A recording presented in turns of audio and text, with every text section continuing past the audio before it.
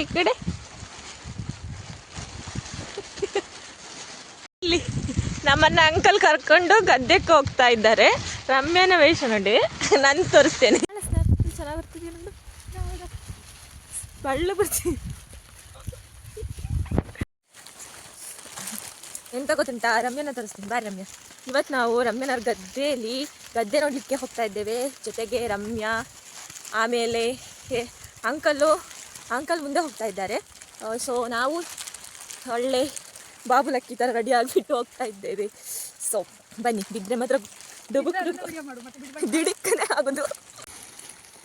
ನಮ್ಮನಂಚಿ ಬತ್ತಾ ಖಂಡ ಬತ್ತಂಡ ಅಕ್ಲನ ತೋಟನೇ ತೋಜುಂಡು